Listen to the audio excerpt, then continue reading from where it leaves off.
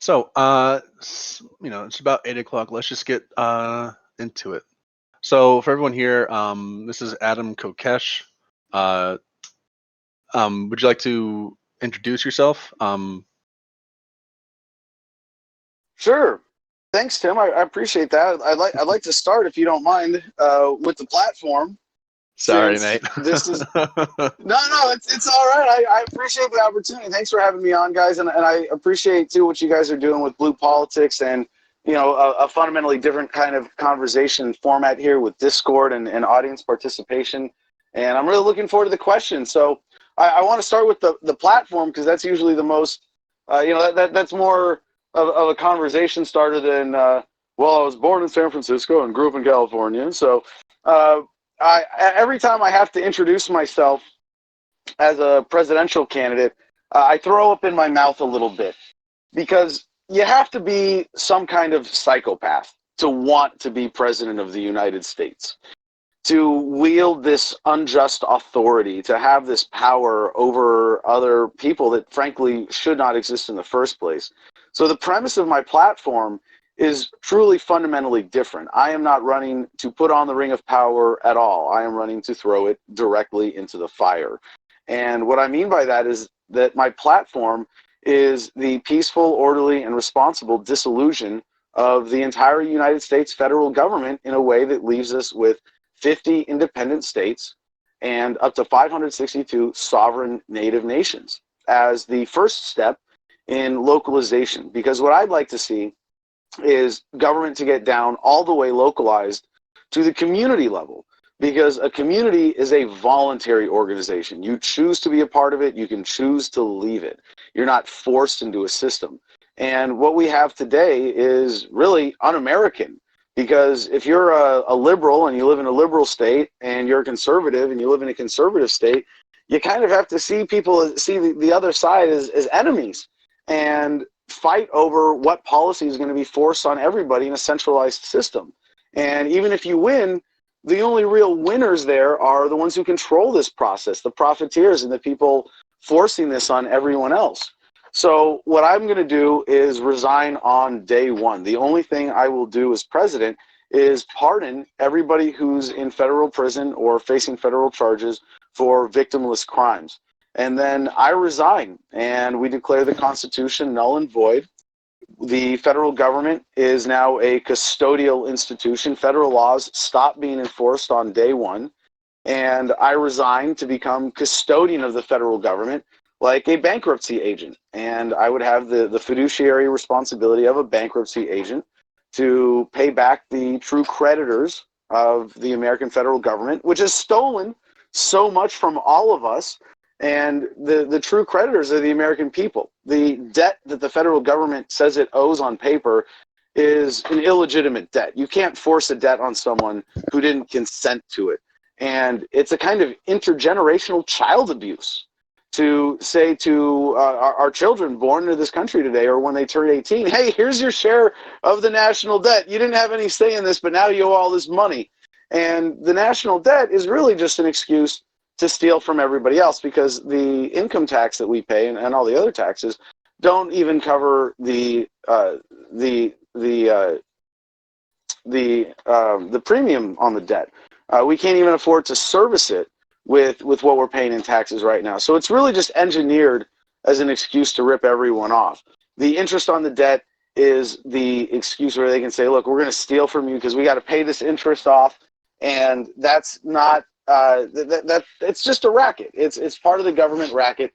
So what we're going to do is we dissolve the federal government, we liquidate the assets, and most importantly, we're not talking about all the federal buildings that will be emptied out, or the equipment, or anything like that, but the land. The big thing really is the land. The federal government claims to own over 50% of the land in the western states.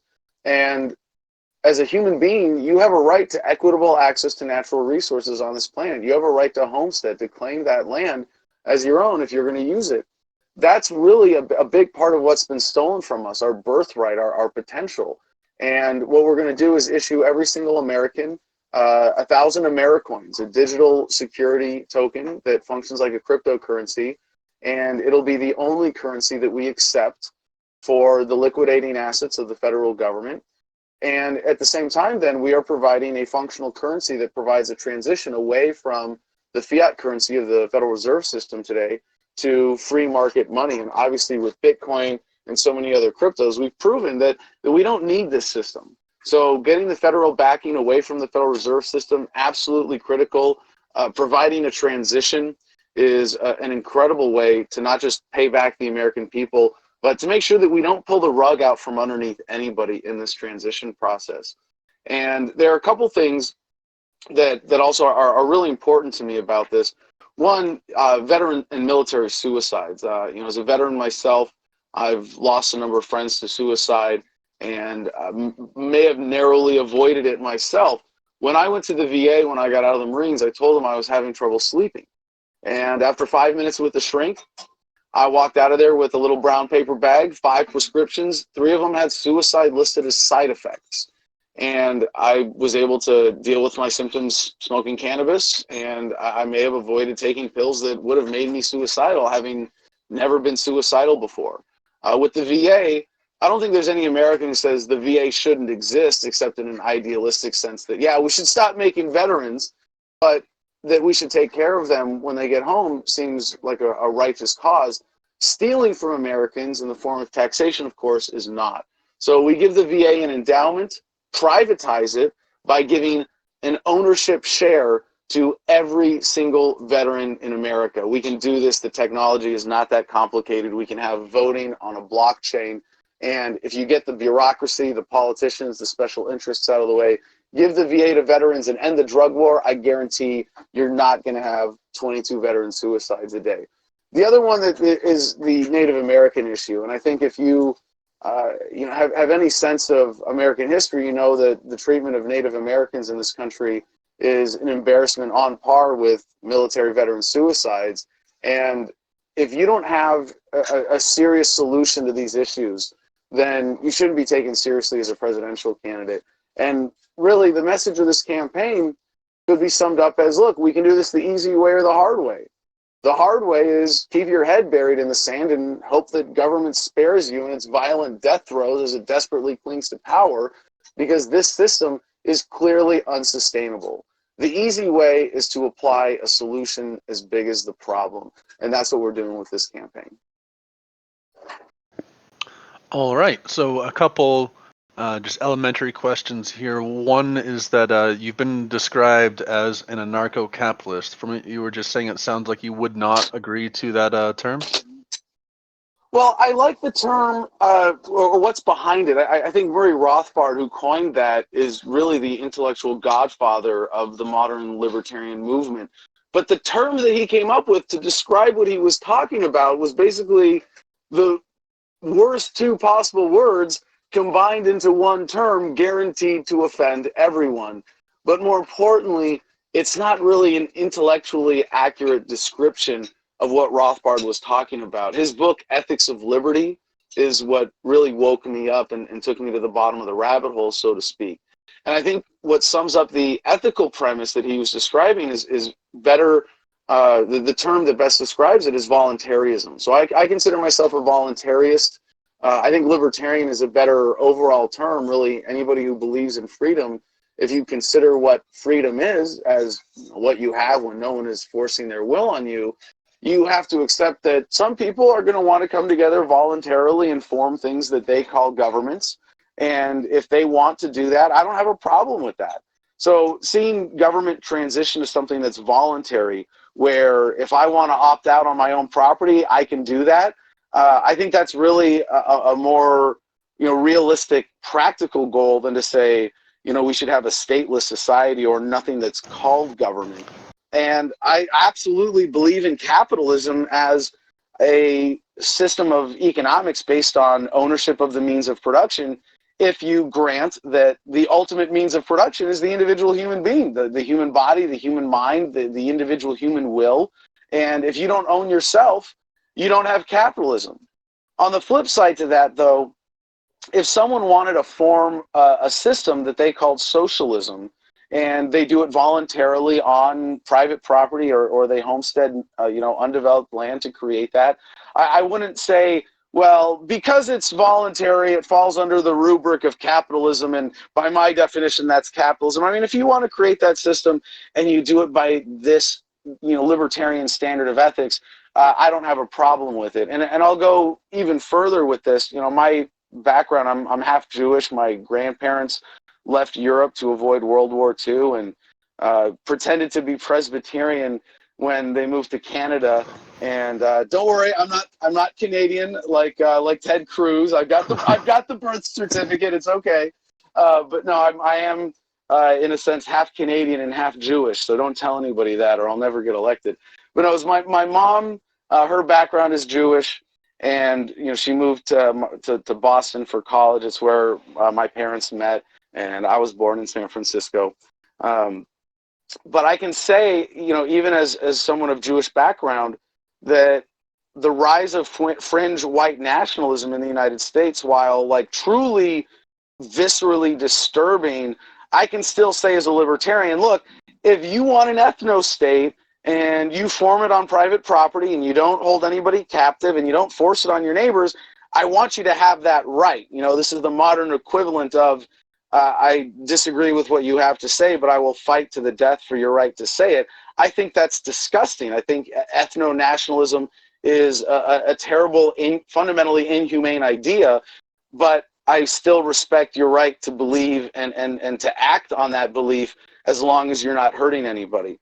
I can go to the far flip side and say, hey, if you're a gun-grabbing socialist and you want to live in a nudist commune in the woods, hey, I'm not going to live there either. I'll take my entertainment value from a distance. Thank you very much. But if that's the community that you want to create and you do it ethically, I support your right to have that system as well. So I don't reject the term anarcho-capitalism in principle, but I don't think it's really communicating what I would mean by that term very well. So really, to say that I'm a voluntarist, I believe that human relationships should be voluntary, should be ethical, should be free of force, fraud, and coercion.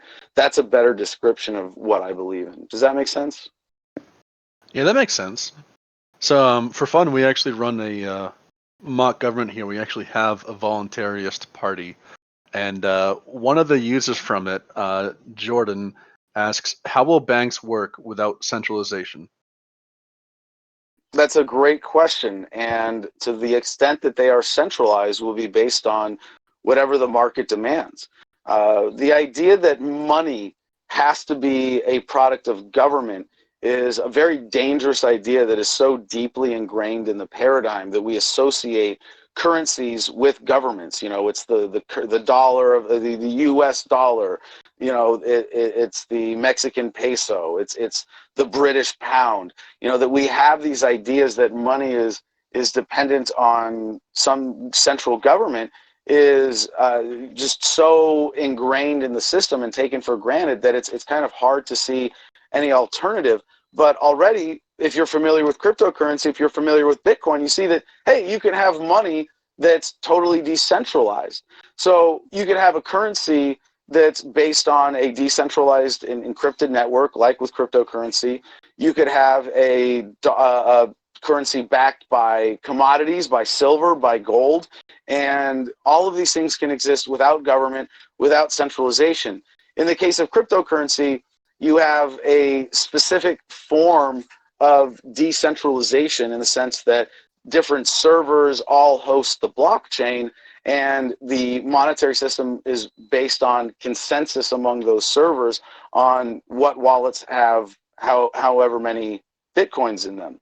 And so that's an example of, you could have a monetary system that exists without centralization, and then within that you could have, as we see, different services on top of that, like the Lightning Network. There are various Bitcoin smart contract operations, things that fulfill different functions of banking on top of that decentralized network. And again, that's based on what the market demand is. If people say, we want Bitcoin, but we want to be able to deal with a central bank that holds our Bitcoin for us and provides a secure system of using and trading that Bitcoin, then someone will step up and meet that market demand.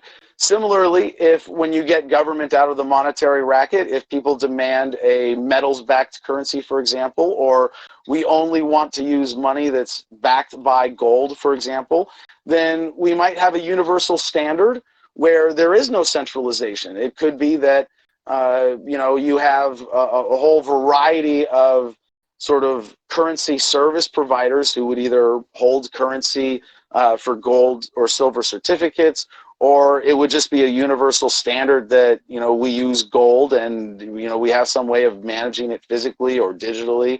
And if there's a demand for a centralized system in that, it could be centralized. But I think the transition to free market money is one of the most important transitions that we can go through right now to liberate humanity from central banks and from fiat currency, from government endorsed money or government controlled monetary systems that, well, I mean, as Ron Paul would say, it's no coincidence that the century of central banking coincided with the century of total war. And without the ability to rip people off through these centralized systems, and for people who don't know the background, I mean, I don't know, with your audience, how up on the technical backgrounds, background of this stuff they are, but the basic concept is when you can force a country to use money or a specific monetary system, like in the United States, the government forces you to use the dollar in the sense that you have to pay taxes in the US dollar. You can't own property in the United States in most places without paying a property tax. If you don't pay that property tax in US dollars, eventually they will come and kick you off your land or take your property from you in order to pay that tax. You can't do business as a licensed business, brick and mortar operation in the United States without being, registered with a business license and plugged into the revenue system and be able to, pay your sales tax in dollars. And there are also various legal tender laws where if you create an alternative currency like Werner von Nothaus did or Bernard von Nothaus with the Liberty Dollar, then they actually shut you down. He went to jail for creating an alternative system. And when you can force people to use that currency, and then you can print as much as you want or borrow and create that money out of thin air, you can rip everybody off because supply and demand still applies to currency. So if you increase the supply of currency in the market, you have the same goods and services in an economy, and now you have more dollars in the system going to purchase them, you have a higher supply and the same demand, so the value of the dollars goes down. So every time they're able to create more money through the centralized system, they devalue the dollars in your bank account and in your back pocket. That inflation of the monetary supply is theft. It is a way of stealing from everybody who owns US dollars by devaluing them. This is really central to the government racket, and it has to end. We have to have a serious political solution to this to get this out of the way so that we can have a flourishing that we should of free market money, of systems like Bitcoin and other cryptocurrencies that really are the future. All right. And Alex has said that, since you want to disband the federal government, Alex wants to know, if elected, what would your response be to Congress or the Supreme Court if they declared your executive order null and void as unconstitutional? That's a good question. They don't have to declare it unconstitutional because it is unconstitutional, and that's kind of the point. We are declaring the Constitution null and void on day one. So Congress and the Supreme Court will not have that authority. And sometimes I'm asked this question, a number of different ways. What if somebody tries to stop you? What if, the Republicans or Democrats or some member of Congress or the Supreme Court says you can't do that? Well, what it comes down to here is we are appealing to the higher authority known as the Declaration of Independence, which says we have not only a right but a duty to alter and abolish systems of government that no longer serve us. So it would be nice if there was another mechanism of having such a national referendum, but running for president and getting a clear mandate from the American people to say, this is how it's going to happen, this is what we're going to do, is the best available mechanism we have of making this change happen. So I have no doubt that when the American people clearly say this is what's going to happen, no jerk in a suit in Washington, D.C. is going to stand in our way. All right. And our next question comes from Daddy Nomad. Nomad, do you want to go ahead and ask your question? Yeah, I'm going to ask the next one in line here. Why do you not want to be the ultimate freedom emperor? We need a man to lead us and shove freedom down our throats. Why do you want to throw away the government when you can use it to spread freedom to the entire world? Well, I get the tongue-in-cheek nature of that question, of course. In a sense, I am the most extreme form of American imperialist. If America has anything to do with freedom, with standing up to unjustified government power, then this is an idea that belongs to all of humanity. And the American Revolution really was significant in human history for overthrowing centralized governments. It was the American Revolution, the people who founded this country were able to say, screw you to a king, and overthrow the biggest empire the world had ever known. Incidentally, our generation gets to do that again. And I want to see this idea of localization, of decentralization, be something that America as a country takes the lead in a sense, before anybody else does it first, so we can be the ones to lead the way again. The point, though, is that good ideas don't require force. Good ideas will be spread naturally by people imitating them. And of course, imitation being the sincerest form of flattery we've seen since the American Revolution, that so many countries all around the world have moved to greater democratization, decentralization of power, overthrowing of monarchies. I think this is the next step forward. I don't consider the people who are political leaders to be leaders in the truest sense of the word. They might be leaders of mob rule, leaders of a corporatocracy, leaders in violence and coercion, but real leadership is about setting an example. And I don't think I would be setting any kind of example if I put on the ring of power and pretended not to turn into Gollum. So for me, real leadership is saying, if I get this power and I'm going to go to grab the biggest power in the world that I can grab, I'm going to destroy it. I'm going to throw the ring directly in the fire. And a big part of this is something that, as a movement, I think libertarians are doing already in terms of setting an example that is so beautiful. I really love the culture around libertarianism, and it's something that we don't really get to talk about enough in terms of how embracing freedom makes your life better.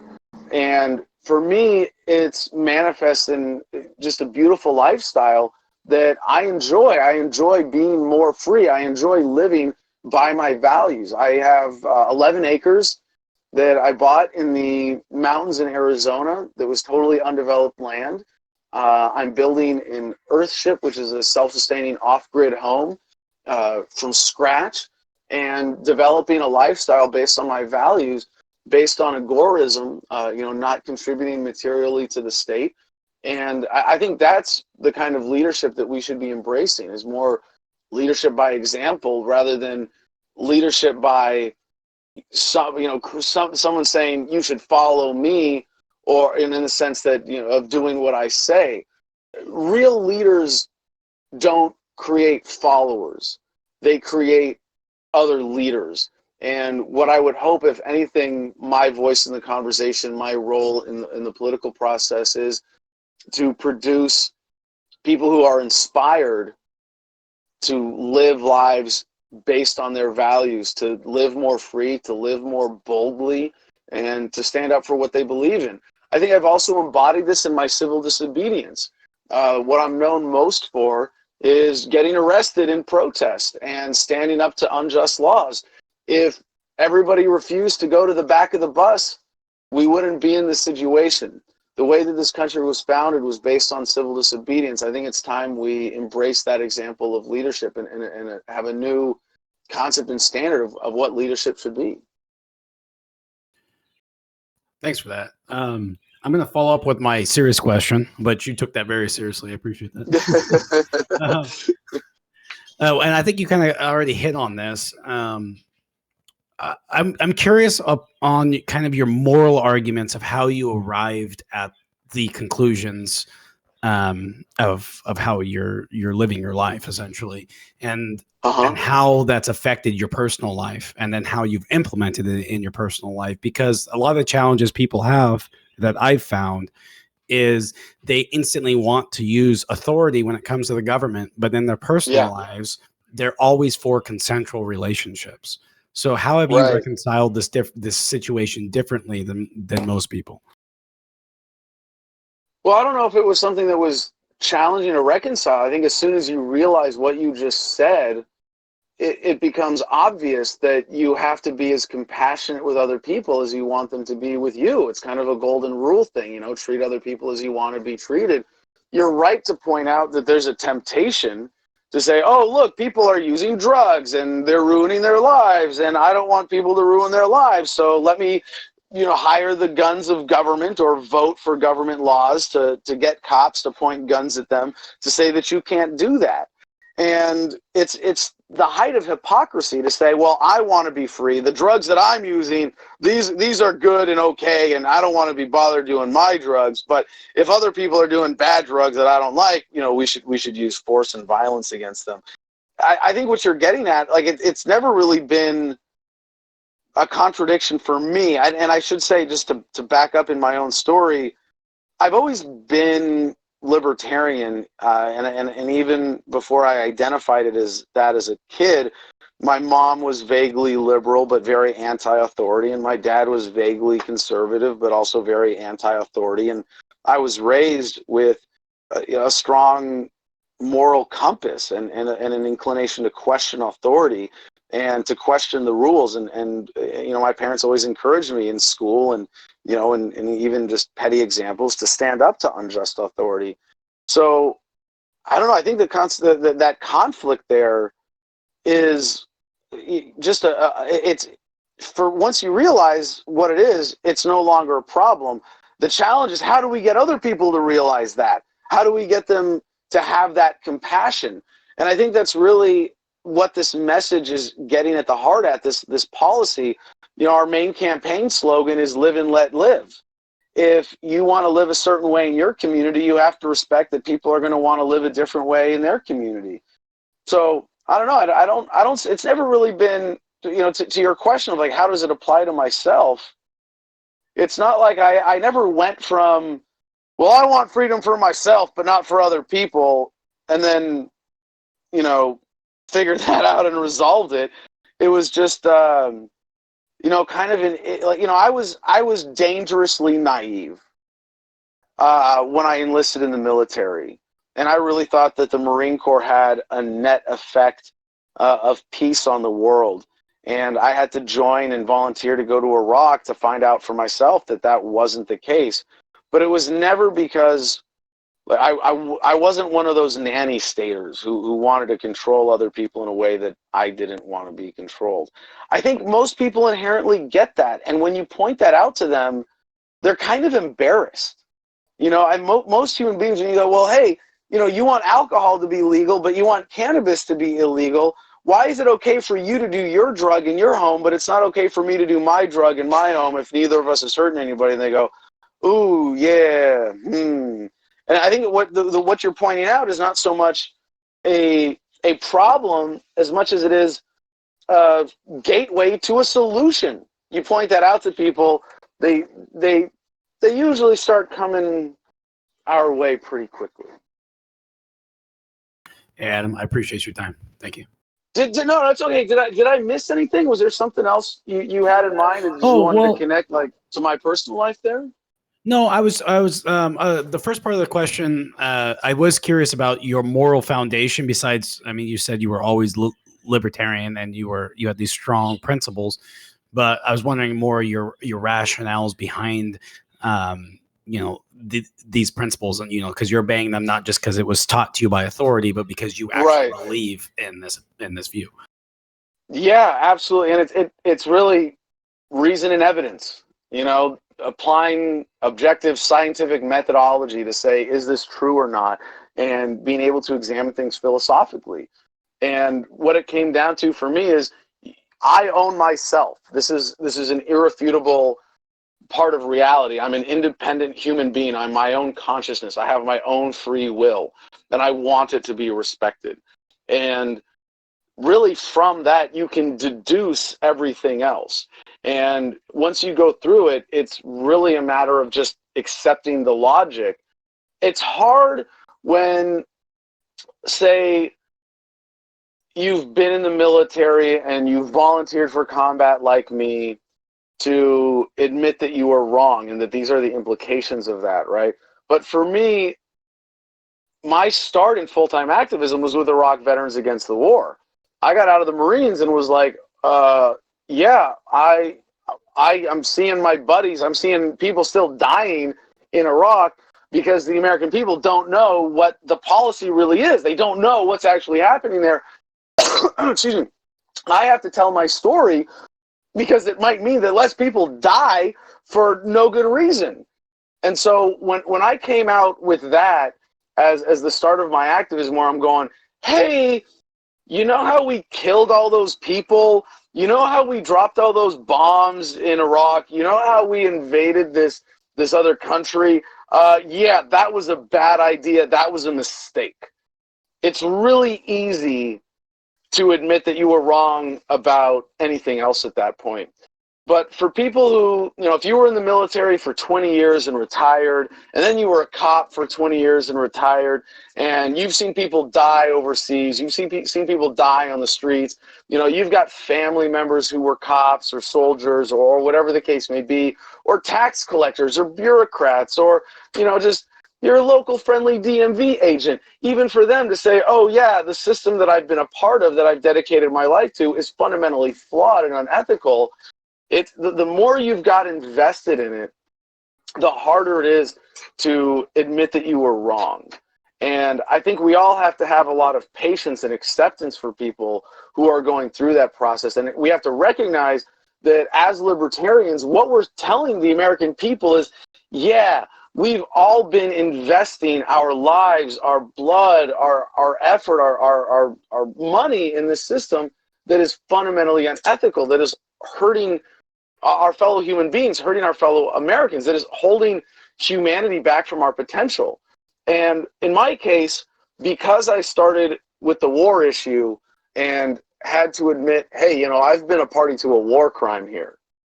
Everything else was relatively easy to admit that I was wrong. And it never came from a place of, nanny statism, really just ignorance. And I don't think that I'm special in any sense of being open-minded or, particularly politically astute or any kind of philosophical genius, but I just have a sort of intellectual integrity that, at Marine Corps pace at least, led me to these irrefutable conclusions that ethics is a real thing. And you have to apply it to government, or people calling themselves government, as much as you do to anybody else. And don't hit, don't steal, don't kill. You can't say, unless you're a cop or a soldier or an IRS agent, those are universal human ethics. When you violate those, you are displacing win-win relationships with win-lose relationships. Thanks, Adam. I'm going to give it back to Tim here. All right. So with coronavirus going around, don't you think we should maintain the federal government so it can ban Corona Light?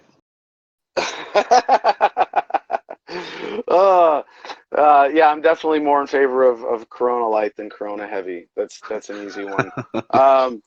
Yeah, well, okay, so if there's a serious question in there about how do we deal with virus outbreaks with localized government or with less government, I think the answer is really an obvious one, is that the more centralized government you have, the more corruption you have. We've seen this in China with manipulation of statistics, with burning bodies without telling people, with censoring journalists, demanding quarantine.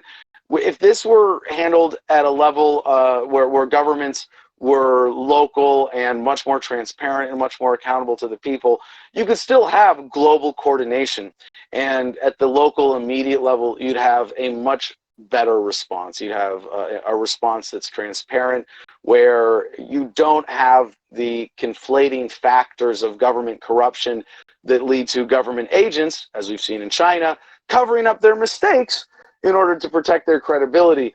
I think government's gone through enough of these such episodes that it really shouldn't have any credibility left with anybody who's paying attention. But here we are, and this is again why localization is so much better as a matter of policy than top-down libertarianism, because you can say, look, we don't want to pull the rug out from underneath anybody. We don't want, it's, I think the whole coronavirus episode, I mean, you look at the headlines, be afraid, be very afraid. You know, I'm reminded of that scene from V for Vendetta. You've all seen V for Vendetta, right? Oh, yeah. Yeah, okay. Remember the scene where the chancellor is talking over the giant monitor to his cabinet, and he goes, make them remember why they need us. Yeah. I think the way that the media is blowing this up and saying, oh, it's a good thing that China has a strong central government. It's a good thing that we have the American CDC. It's a good thing that we have people to declare emergencies. I think it's all part of the fear-mongering reinforcement of government. And it's tough, you know, when they raise a real legitimate thing to be afraid of, but they blow it way out of proportion, and they distort the response that is appropriate to such a real threat. You know, terrorism is another example of this, where they, you know, I mean, I can tell you from my experience in Iraq, we were making enemies faster than we could kill them. The global war on terror, of terror, is not set up to be won, but to go on forever. And the threat of terrorism, first of all, is primarily a manufactured one. It is either, to whatever extent it is a legitimate one, it's blowback. It's exactly what the CIA calls it, what Ron Paul did so much to call attention to when he was running for president. The CIA called it blowback. You know, when you go and interfere with foreign countries' affairs, when you drone strike and kill families at weddings, you're going to make some enemies. And if you get government out of the security racket, first of all, you're not going to have that phenomena, but you're not going to have an institution with the incentive to scare you into submission. And that's what, you know, all of these things are. None of these problems, when it boils down to it, justifies violating basic ethics. You can't say, well, because there's this bad thing happening over here, I get to violate your rights over here. That's nonsense. And all of these questions come down to that. Does this give the government an excuse to do something unethical? And the answer is always no. All right. Our next question comes from Kale. Kale asks, what are your thoughts on Abu Ghraib after the Americans came to Iraq and began to dehumanize Iraqis and torture them? Oh, man. That's a bit of a personal question. I was at Abu Ghraib briefly. I was in the area when I was deployed to Fallujah, and with our civil affairs team, we did a number of convoys that went through Abu Ghraib, and I did a little handling of detainees myself. This is the one thing that really haunts me from my time in Iraq, because during the siege of Fallujah in April of 2004, we had the city under siege. I was attached to Golf Company 2-1 with our 6-man civil affairs team, and there were a number of people trying to get out of the city because it was getting bombed every day. And the background here historically, for people who don't know the military history, is that when the U.S. military swept through Iraq in the invasion, a lot of the Ba'ath Party members, that was Saddam's ruling party based in Baghdad, fled to Fallujah. And Fallujah was the one city that the U.S. military didn't really go through as with the rest of the country. And so it became a stronghold for the insurgency. And when it was under siege, We had C-130 Spectre gunships, which are basically aerial artillery, dropping shells on the city every day. We had constant firefights around the edges of the city. And so a lot of people who just didn't want to die wanted to get out of the city, and they would swim across the Euphrates, and sometimes our patrols would catch them. And anybody caught trying to leave the city was considered a suspected insurgent. And so they were detained, and they had sandbags put over their heads, and they were zip tied. They had their hands zip tied behind their backs. And one night during the siege of Fallujah, I was asked to guard detainees who were being held at the guard shack on the western edge of the Brooklyn Bridge. We had the Brooklyn and the Washington, the George Washington. We called the bridges over the Euphrates on the west side of the city. And if you remember, the siege was precipitated by 4 Blackwater security agents who drove across the George Washington, and they were immediately ambushed and killed, and they had their bodies strung up on the Brooklyn Bridge and burned on international television. So we had a checkpoint there, and there was a guard shack that we had taken over on the west side of the bridge. So one night there were just a few detainees who had been caught trying to leave the city, and they were sandbagged and zip cuffed, but we hadn't been able to move them out of the area. So they were put in the guard shack, and they were forced to sit cross-legged on the floor, of course, with their hands zip tied behind their backs, and they weren't allowed to do anything. I was asked to guard them for a 4-hour shift, and they had already been there for most of a day. Technically, by US rules at the time, that wasn't torture. But if you don't think that's a stress position, I dare you to sit like that for more than 15 minutes, and you'll find out very quickly as your legs go numb, as your body goes numb from sitting like that on a hard floor, not being allowed to move, that's torture. Not being allowed to get up to go to the bathroom or to lean over and fall asleep even. What we were doing was also sleep deprivation torture. And my orders were to keep them awake.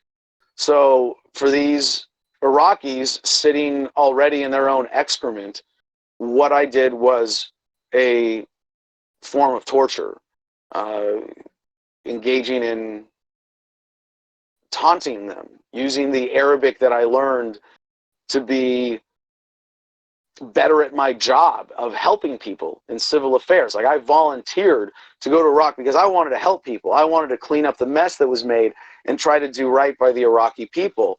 So this is personal because I know what militarism can do to pervert even someone who is well-intentioned. And I joined for noble reasons. I volunteered to go to Iraq for noble reasons. And I ended up doing the most disgusting thing possible while I was there because I was just following orders. And I wish that I had had the presence of mind. I can't say it even occurred to me. It wasn't even a moral dilemma. I just followed orders unquestioningly to say, okay, we're guarding these detainees. Well, I'm being told they're insurgents. They're probably insurgents. So, we better soften them up for interrogation, make sure that they're good and tired and uncomfortable for when they get interrogated, whenever they get processed. The same thing at Abu Ghraib happened at a whole other scale of depravity, where U.S. troops who were told to guard detainees were led to believe that they're less than human. And the dehumanization of the enemy is something that is very much engineered into the U.S. military. Dune coons, sand N-words, Hajis, and Haji is supposed to be a term of respect, but when it's preceded by the F word every time, as in friggin' Hajis, that's not respecting someone who's made the pilgrimage to Mecca. That is a racial slur. And when that dehumanization happens, the gates are open for the worst evil that humanity is capable of. And I believe in the understanding from philosophy that the line between good and evil runs through every human heart. Militarism is a cancer on the warrior class. Being a warrior means standing up for justice, standing up for what's righteous, being willing to put your life on the line to defend people who cannot defend themselves. Being a soldier, giving into militarism, means killing for politicians, being part of a war machine that is not just or righteous, but is intended to serve, in our case, the American military-industrial complex that is always meant to serve the people in charge of a society. War is a racket, as Major General Smedley Butler said. It's always poor men dying to line rich men's pockets. Militarism is the greatest perversion of Americanism, of what it's supposed to mean to be free.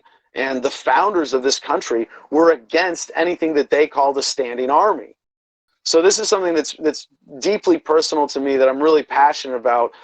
But even if it's not personal, overthrowing militarism as the greatest institutional source of evil in the world today should be a priority for everybody who cares at all about their fellow human beings.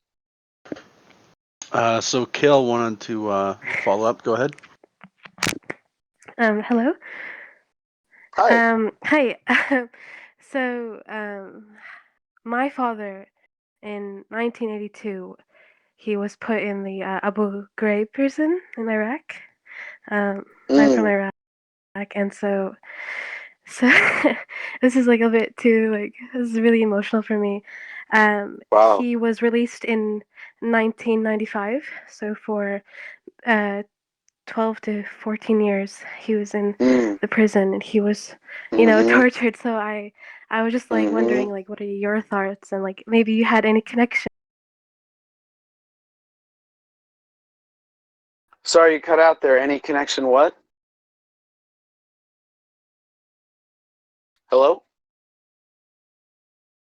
Hello? Can anybody hear me? Yeah, I I can hear you. I think she had her internet drop. Okay. Well, yeah, I mean, that's such an intense story, and to know that that was happening under Saddam Hussein, of course, before the Americans got there. Oh, I'm saying you're back. Please, if you want to finish your question, go ahead. No, I'm sorry, my Discord kind of crashed, but no, I just, like, my father, he, like, we can, like, I've living in, like, in the house with him, and he's like, he does, like, certain things that are, like, unusual. Like, he would go to sleep, and he would put, like, a pillow on top of his head, because he was so used to that. When he'd, like noise canceling, or he would be, like, scared or something like that, and I could see the scars on his back and on his legs, his arms. Yeah. So Yeah, I the really, connection that I would. Sorry.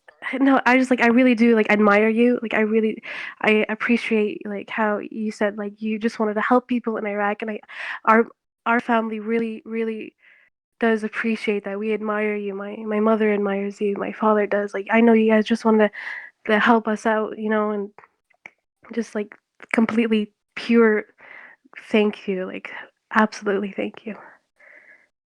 That's it. Well, thank you for that.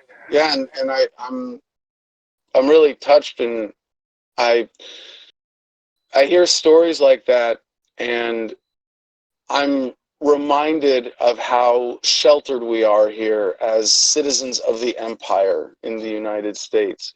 We are sheltered from the ills of the rest of the world in all the ways that the government uses international corporatism and militarism to exploit the rest of the world for Americans' general economic advantage, where we have a higher standard of living than the rest of the world. But we also don't have to worry about being randomly taken out by a drone strike, or having our country invaded, and having all of these other horrific things, you know, visited upon us. In the case of Saddam Hussein and so many other dictators around the world, they only exist with the consent of the U.S. empire. And of course, Saddam Hussein during that time was backed by the United States government. And this is where the famous Donald Rumsfeld shaking hands with Saddam Hussein photo is from, is because Donald Rumsfeld, the Secretary of Defense, and this is in the Iran-Iraq wartime, was getting weapons to Saddam Hussein and propping up that regime. And I think how much better off, the people of Iraq and even Iran, you think about the overthrowing of the Shah and, all the interventions of the American CIA in Iran prevented democracy there, or at least undermined it and propped up a corrupt regime. And the American government uses the excuse of, well, we're liberating people, we're freeing them from tyranny. The result is that they end up always entrenching governments that don't represent the people in those countries. And if the American government stayed away, that those countries would be able to go through their own process of democratization without war, without foreign intervention. And the consequences in these foreign countries are so much more disastrous than anything that the American people have experienced since the Civil War. There has not been anything near the scale of violence or destruction or tyranny in terms of the violence that the people of Iraq have experienced in the United States since the U.S. Civil War. And when I talk about veterans issues, I talk about veteran suicide. I talk about military suicide and the problems with veterans not being taken care of when they get home.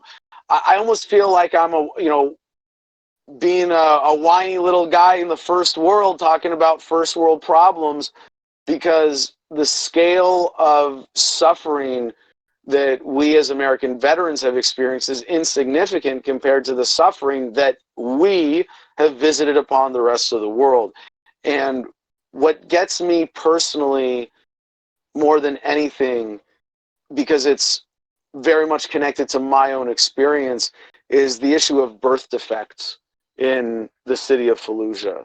And I really do not recommend that anyone go and Google Fallujah birth defects, because if you do, you will lose your lunch. It's the most obscene, horrific stuff you could possibly think of has happened now in Fallujah because of the use of white phosphorus and depleted uranium weaponry while I was there. And I wish that you could win more votes in America, screwing up the rest of the world. But unfortunately, before you can give that perspective to people, you have to reach them with, hey, look, this is going to make your life better. Not to mention, none of this evil that is being done all over the world in your name is going to happen anymore. So I wish that were, something that we could talk about more in the United States. Or not that we could, but that would be, I don't know, have more of an impact. And I think the more people see that, the more people travel around the rest of the world and get that foreign perspective of what the U.S. government represents to the rest of the world, I think the more empathy that we can have, the more empathy will drive a change in policy. I think it's one of the greatest dangers in the world, that people can still be isolated, that so many Americans don't have passports, have never traveled, have never gotten to step outside of our perspective to see how the rest of the world suffers because of the existence of the U.S. military. And I hope that, maybe, I've been saying this for some time. I wonder if it's ever going to catch on, but I hope that there are people outside of the United States who would also rather the U.S. federal government not exist to visit all these evils upon the world, and that there would be some effort from the rest of the world to say, yeah, America, you need a reset. You need to apply a solution as big as the problem. You need to listen to what Kokesh has to say. But I'm very confident that a lot of people around the world would be very relieved if the U.S. military had to withdraw all of its troops, all of its equipment, and close all of its bases overseas. And that's a big part of my platform. Oh, wasn't expecting that. So on a much lighter note, AAJD asks, are you a fan of cannabis concentrates? Absolutely. I'm a bit of a lightweight myself, so I generally prefer whole flower, but I definitely am a, I don't want to say connoisseur, but certainly an appreciator of concentrates. Sometimes I use edibles to help sleep. And I like making what I call super bowls. You know, you take a little bit of keef, sprinkle it over a regular bowl of flour, and of course for, you know, airports and airplanes and courthouses and police stations and other government buildings, when flour won't cut it, yeah, it's a good thing we have such handy vape technology to deliver cannabis concentrates. All right, and I've actually had a question boiling in my own head about this. So you've been talking about getting rid of the federal government. How would you deal with, I guess, what we consider moral obligations incurred by the federal government? So, and this is not the only thing I have in mind, but in particular, you know, disabled veterans, people that, you know, have lost limbs or have other disabilities. You know, they've done that on behalf of the nation, or at least the federal government. Without a federal government, how would they be compensated?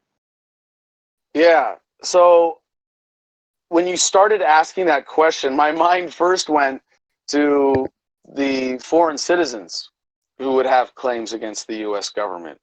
And in Iraq, we, you know, in civil affairs, we made what we called Solatia payments, and that's Solatia, Solatia, from the same phonetic root as the word solace, as a way of saying I'm sorry without admitting responsibility. And we made a lot of those payments.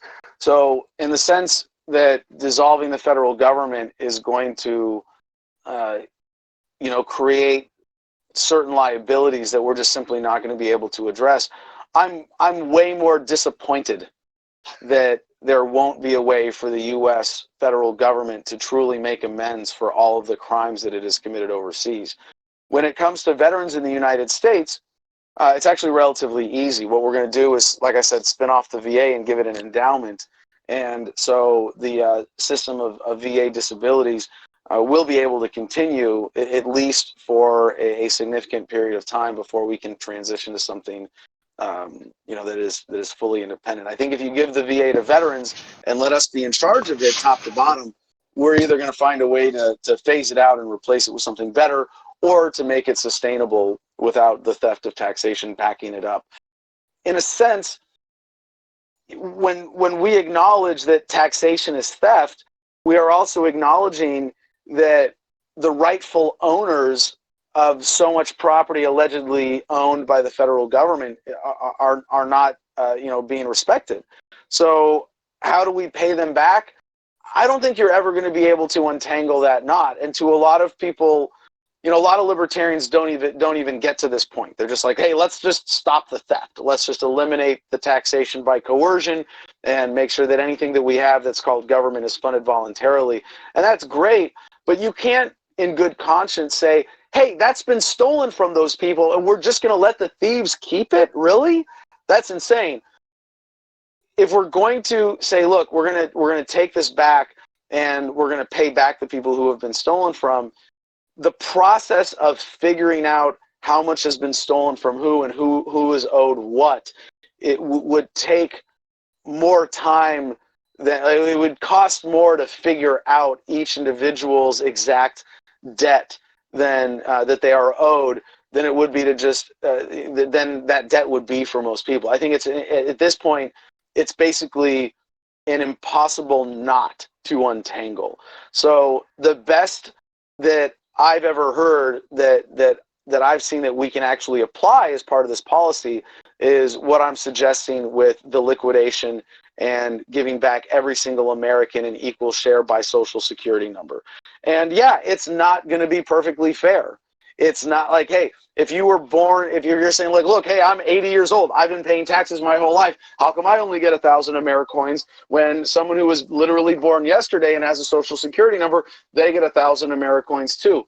That's a really good point. It's not fair and it's not going to be perfect, but we have to accept that we can't let the perfect be the enemy of the good, and that paying back as many people as fairly as we can in a single action, ending the coercion of the federal government as a whole, is going to lead to everybody being a lot more happy and safe and prosperous. What we're doing with this is reclaiming our birthright, our potential. And in doing so, we're not going to be able to count nickels and dimes and say, okay, well, I paid this much in taxes, I get this much back. But if we're going to end it, what are we going to do with the assets? We're going to give them back to the American people as fairly as we can. And I think that's really the best solution to move forward. All right. Our next question comes from Time Preference Sin. They ask, why is taxation theft and why is profit not theft? Taxation is theft because it is the government threatening you with force to take something that doesn't belong to them. So there is really only one way around this idea that taxation is theft, and it's that government already owns you. If government owns you, then it also owns the product of your labor and can say, well, we're going to let you keep that. And then it's not theft, but it's slavery because it's a system of human ownership, which is worse than theft. And I wouldn't really describe it as that, although it is a kind of soft slavery, if you will. But it's a better understanding to say it's just theft, that you own yourself, you own the product of your labor. And if government comes to you and says, give us half your income, and by the way, it is half. You might not see all of that in your paycheck, but when you add up all the other fees, fines, hidden taxes, and other costs of government, the average working American is working for government half the year. That's insane. And if you stop paying taxes, eventually people with guns will come and take your stuff, and if you resist, they will forcibly detain you and lock you up. That's what makes it theft.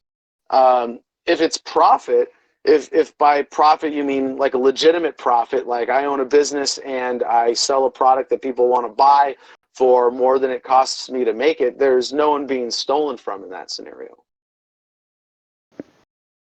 All right. So anyone that's joined in late, we're talking with Adam Kokesh. He's a libertarian activist, and we've got 1 hour down, one more hour until his fiance, future Mrs. Kokesh, is going to take custody. So our next... It's a good way of putting it. Our next question comes from Power Hungry Fool, who is going to ask it and voice himself. Go ahead. Can you hear me, Adam? Yes, I can. Go ahead, Power Hungry Fool. Let me pull my question back up here. All right. Do you normally go by Power Hungry Fool, or did you create that just ironically for this occasion? Oh no, I've gone by that for years. Okay. I'm the leader of our voluntarist party, actually. Okay. So it is very tongue in cheek from the beginning. Yeah, it is nowadays.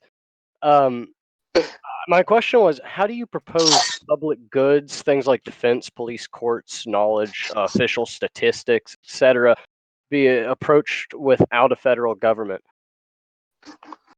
Okay, you're going to have to sort of break those down individually for me. So you said public goods, and I see that you're going for a category here, but why don't you give me an individual example first?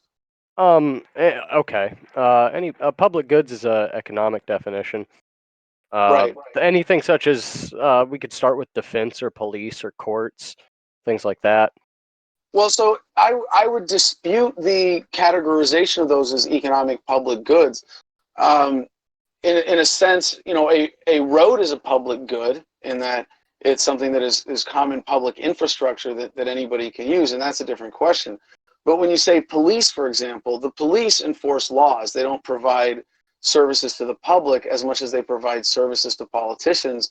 And then there ends up being a certain amount of service to the public that has to happen for them to maintain their credibility.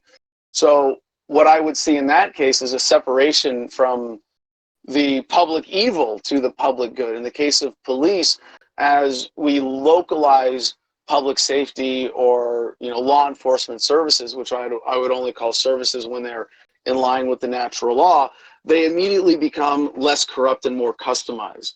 So this is a really big question. I don't know if you want me to get all the way into it. We have the time, and this is the kind of stuff I love geeking out on. But if you want to stop me to get to one of your other examples at any point, go ahead. So we get government down to the state level. Now laws that law enforcement are actually imposing on the general public are at least more customized to the state, and there's less corruption at the federal level enforcing laws that are at the behest of major special interests.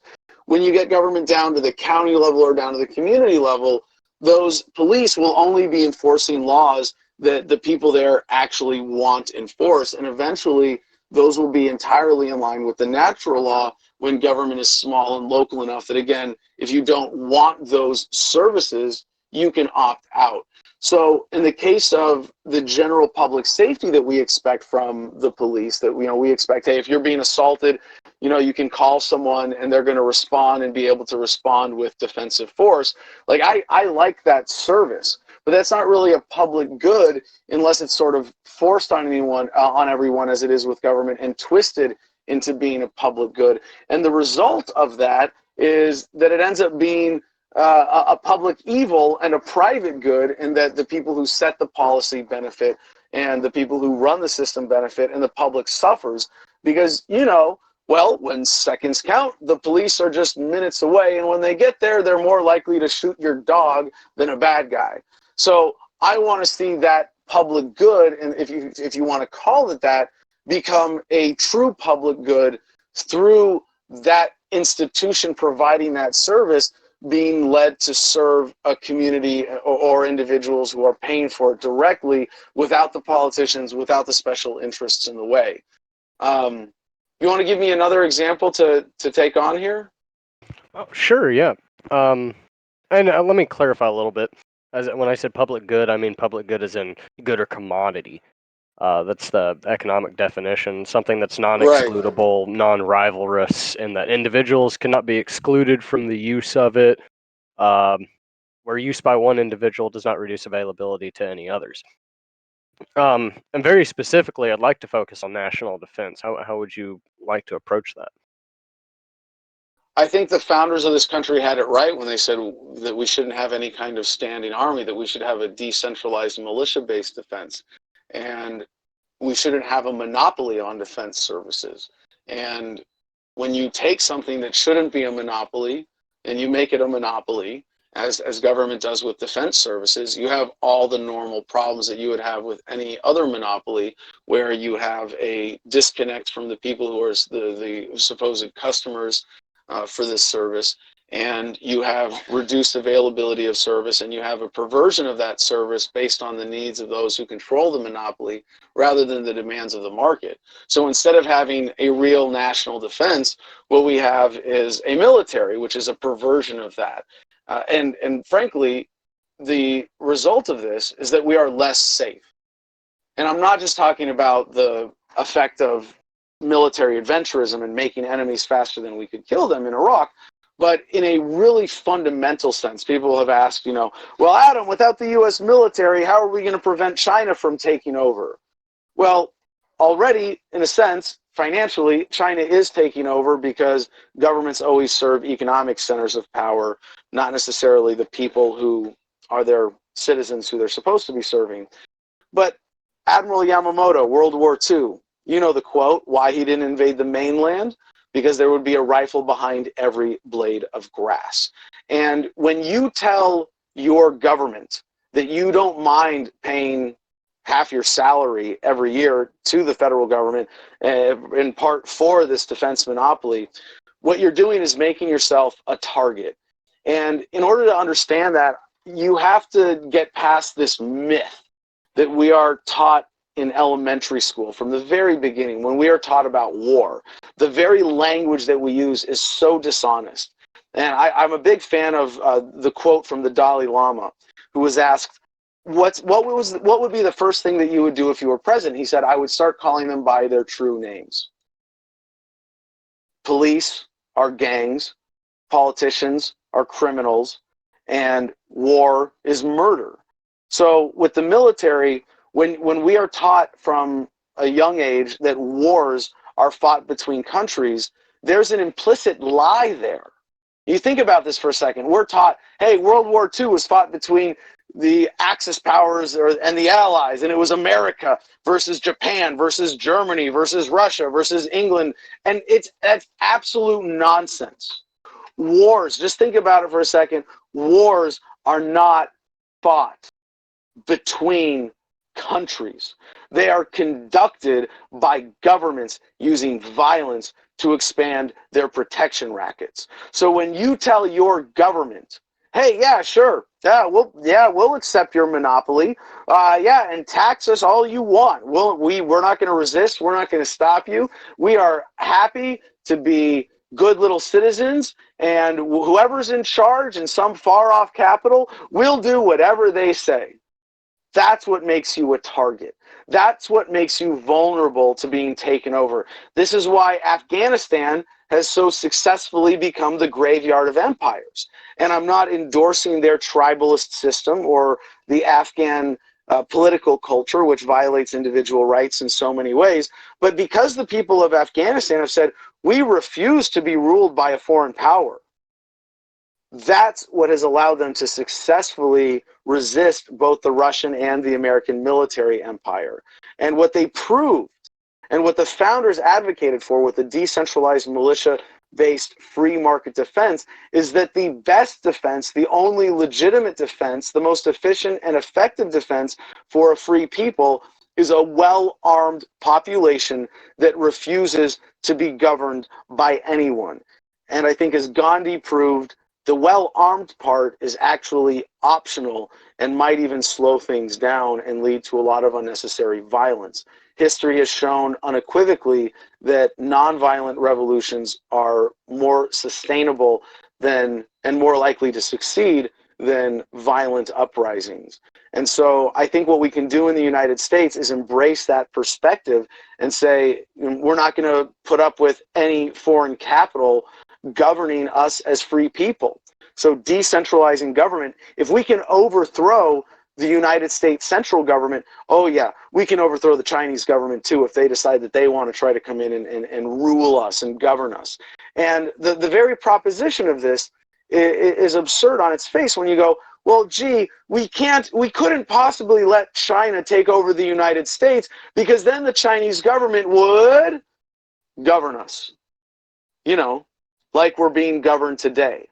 And it's really ironic to hear Donald Trump say, well, the people of Iran are going to greet the Americans as liberators, you know, like Dick Cheney said about Iraqis, when the flip side of that should be true as well, right? If the Iranian people should be asking the United States government to assassinate their generals and their politicians and take out their government, well, shouldn't the American people be asking the Chinese government to bomb Washington, D.C. and liberate the United States of America from this centralized tyranny that comes out of Washington? Now, I don't think violence is ever the answer. But if we prove that we can't be governed by any central authority, there's no incentive for a foreign government to come and take over. And I think the American people are the strongest, the most principled, the most capable of violence, even on a local level, probably compared to any other population on the world. Gun ownership is so high. I don't think any foreign government would dare try to take over the United States, even if we were no longer united under one government. Not because of the military, but because the people refuse to be governed. At least, I hope we will soon do that. Great. Do we have the time here, Tim? I want to hit on one more point on that question. Just one more. Yeah, please. Yeah. All right. And the last example of public goods I'd like to bring up to you would be knowledge and official statistics as provided by, like, the CDC, for example. How would that be approached without a federal government? Well, in the case of existing statistics, the answer is really easy. And this is actually one of the things I'm most looking forward to in dissolving the federal government, is that we get to release all the records. And just as a sort of policy aside here in the process, in order to shut down the agencies of the federal government as quickly as possible, we are going to be sending all of the records to a central clearinghouse where we redact all of the private information that shouldn't be released publicly in order to release everything else. So basically all the records that the government has now become public knowledge, become publicly available on the internet, not that complicated. But as for in the future, the question is, do we need a government to compile statistics that help us figure things out in terms of how resources are allocated, how business is done, how we make decisions as a society and as individuals? And if anything, I think turning to the market for that is going to give us far better results. The fact that the government has, a kind of quasi-monopoly on these statistics leads to a lot of distortion because of the political corruption in terms of, how that information is used, what's collected. Whereas without government, when we have the market to supply us with those statistics, we're going to have means of greater accountability, of greater accuracy, and figuring these things out, in a way that's more relevant and more helpful for making decisions, rather than, the way the government does the census, and always has to argue about methodology, and you have partisan battles over who gets counted and who doesn't based on whether they're going to vote Republican or Democrat. You get government out of that, I think we get way more honest statistics from top to bottom. I don't think that really qualifies as a public good. I think that's really just a service, creating statistics to help people make decisions. And already today, like I said, the government doesn't really have a monopoly on this. There are all sorts of organizations that collect statistics and put out data and make it publicly available, or privately from different research groups that do a better job already than what the government does. And I think when we stop relying on government for the main numbers of how we count things, the better off we'll be. You may go on to my next question, Tim. All right. So our next question, we actually have another VC one. This is from First Amender. Are you here? First Amender? Yeah, I'm right here. All right, go ahead. Okay, so I run as the secretary of the Libertarian Party of my county, and I've actually met you in person at the Libertarian Convention in Tampa, and I'm really excited to see such good candidates that play as a positive motion towards moving the Libertarian Party forward. But I guess one of the constant things that's gets thought about, at least at the county level, is an overall disconnect between the state government, or even the state Libertarian Party and the federal Libertarian Party. What would you propose that libertarians at a county level perform outside of effectively trying to win local elections, which is the official statement of the state party? What would you say additionally that we could do to help spread the good cause? Well, this is, thanks. That's a huge question, and there's a lot of subjective strategy stuff that comes into that. I could list probably 100 different things. I would actually recommend Gene Sharp's work on this if you're just looking for a list of every possible thing you can do in political activism. And I forget the title of his work, but Gene Sharp, and I think that's Sharp with an E. If you Google that. And he's got a great list out there. He's got some great books on the subjects of political activism. But the main thing that I would like to see change in the way that you described that Libertarian Party organizational structure or organizational culture is for people to think of their local Libertarian parties as community groups rather than political groups. I think the Libertarian Party should be the central organizing point and really an umbrella organization for the libertarian movement as a whole. I would love to see county meetings be more open to this, and I would love to see county officers like yourself include more activist groups in their county meetings outside of the party itself. When the party comes together, do you guys meet monthly? What county are you in? I'm in Pinellas County. Okay. So you guys able to meet monthly with a decent group there? Yeah, I mean, we meet monthly, and usually what we do is like try to get effectively like unopposed positions. That's Right. we've managed to get people like who are in the Libertarian Party, elected into school board, and then start making like active decisions that were specifically like towards like the Libertarian movement. Like I believe like our county school board like had like a bunch of extra money, and like they were just like, oh well, we can give it to like to some of the people in the school board, and so like we actually had a direct influence in saying Yeah. no, give it back to the people, it belongs to the Yeah. people, and then like basically like putting more money into like private institutions, for example, like just trying to avoid it going into public hands.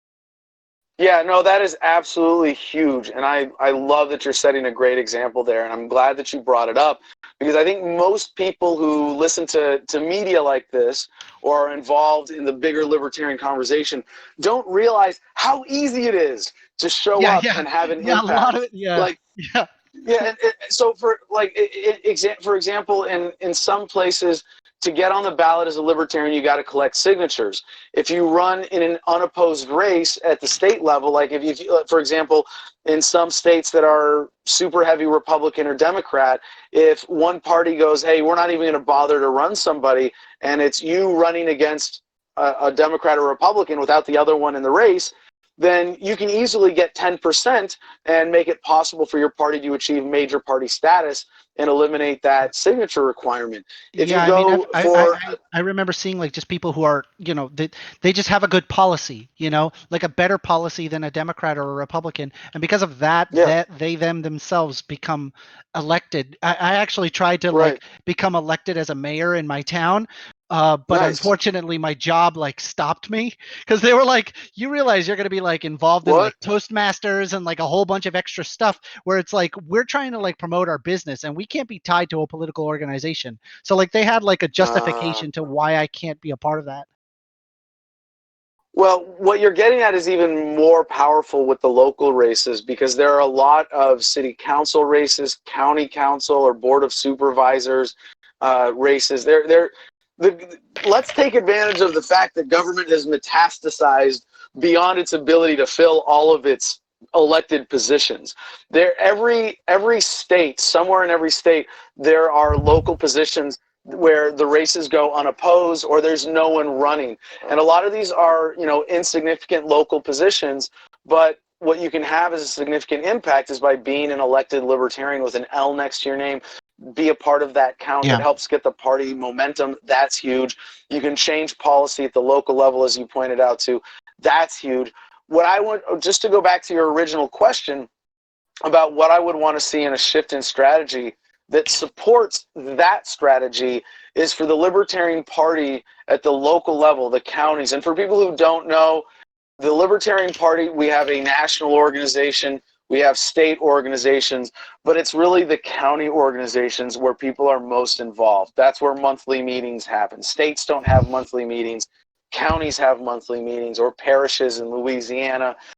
Sometimes regions in different states, like where you have, like in Georgia, you have tons of tiny counties with very low populations. But that's where the rubber meets the road for the Libertarian Party. And where I've seen, and I love being able to speak from experience here.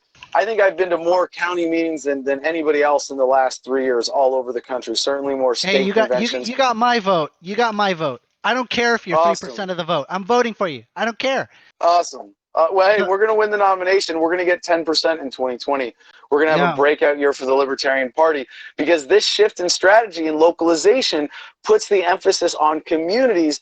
And I want those Libertarian county meetings, the ones that I've seen successful, are the ones where you have guest speakers from outside of the party, where you invite activists who are doing things that are outside of politics but are in the interest of libertarianism to come and participate, and to have a more holistic approach to achieving a free society. So thank you for your work. Thank you for what you're doing. That is so huge. And I think the one thing is that be more inclusive at those county level meetings. Make those monthly meetings, not just the place where candidates go to fill out paperwork and officers go to make sure that everything is in line with the state forms and all of that. Make them fun. Make them inclusive. That's what's going to shift the Libertarian Party to being a coalition party rather than a debate club. I agree. Gene Sharp is she related to Larry Sharp? No, it's a man, Gene. Okay. Yeah. I wanna look this up like while I'm on with you. I'm typing it in because this is something that really, if you're getting started in activism and you're going like, what do I do? What can, oh, you know what? It's no E. I was spelling it wrong. Gene Sharp, just like the word. Okay, not related. And yeah, not related then. And let's see, he's got a bunch of books out. I'm trying to find, okay, here it is, the Albert Einstein Institution, Advancing Freedom Through Nonviolent Action. And by the way, Gene Sharp died in January of last year. But this is his books, From Dictatorship to Democracy, How Nonviolent Struggle Works. These were really influential for me. I want to find this list. I'll pull it up. List, I'll read this stuff. I'll look it up. All right. Well, I appreciate it. Right. And if you go to aeinstein.org, you can find more of his work. And somewhere on that website is his list of the things you can do. And it really breaks down to like every single, like super granular, run for office, write an op-ed, do a sine wave, every little thing you could organize a protest. I mean, it's just all of these things you can do, nonviolent resistance. And I think every county organizer in the LP should be familiar with that list. Yeah, I do my own blogging and everything, just to like spread liberty. Like I built my own website so that way I would not get censored, and then immediately started posting like articles and stuff, and then just sharing it to people and hoping that people like catch on to it. But yeah, thank you. All right. Thank you. So moving on, we've only got 35 minutes left before we lose custody of Adam here. So it's funny you mentioned Larry Sharp. We actually had him on recently for an AMA. Absolutely fantastic guy. We loved it. Absolutely. So let's see. So I see there's a lot of people writing. So what we do for questions here, guys, if you want to ask a question, voice yourself, you just write VC at the beginning of your question. I know some of you guys are new here, and I'm sorry, but when we do this, just to prevent anyone from basically trolling the event, we only basically take VC questions like that from users that have been around that we know. So for anyone new here, sorry, I can still ask your questions in voice, but you won't be able to ask them yourselves. So the next one we do have here is from Jordan. Jordan has a question about militias. Go ahead, Jordan. Yeah, I mean, you kind of already covered a little bit of it when you were talking earlier with like the whole China thing and like people coming in and taking over and there being a monopoly. I did see a little video of you discussing with Destiny, and Destiny had brought up the point that what really prevents like I guess like a monopolized power coming in and infringing on people's rights, because Destiny recognized that sorry, that the importance of a state is to maximize those freedoms and protect those rights. What's kind of your response to that in order to prevent a state from coming in, or a militia to fill that? Because people tend to associate, when you have this sort of society, that there will be like a power vacuum. Can you kind of like explain that to people maybe that might not understand that it wouldn't really necessarily have a power vacuum, and that these sorts of rights would be protected in that society, and that it wouldn't be taken over by some sort of monopolized power? Yeah, wow, that's a big question. A lot of big abstract concepts, and I'll do my best to answer it specifically and precisely. First of all, if there is a need for defense services, really, if there is a need for anything to be created in a society, the voluntary solution is always going to be better than the coercive solution. The free market or cooperative solution is always going to be better than the coercive, centrally planned solution. So right away, I think your statement about the purpose of the state, I think that's a lie. I think, and not that you're lying, but that the people who originated that, who craft that, who forward that mythology through the mainstream media, through the government, they are deliberately trying to mislead you. Can anyone else, Jordan? Can you hear me? Yeah, I can hear you. I can't hear him. He kind of cut out. Adam, I don't know if you can hear me, but you're cutting out. Is he here? Oh. I'll go ahead and text him. I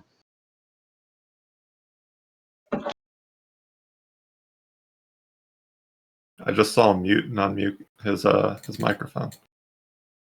Might be some technical difficulties.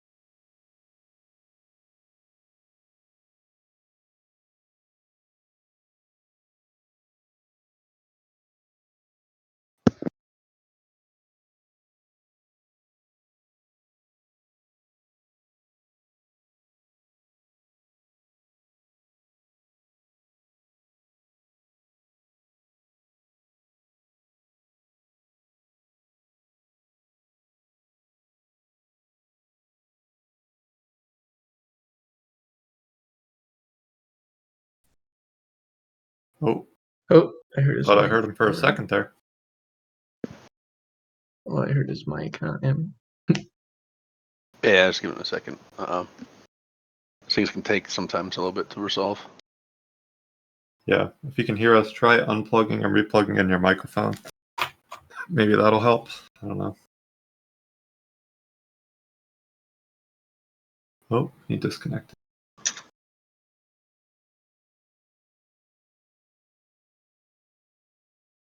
Now?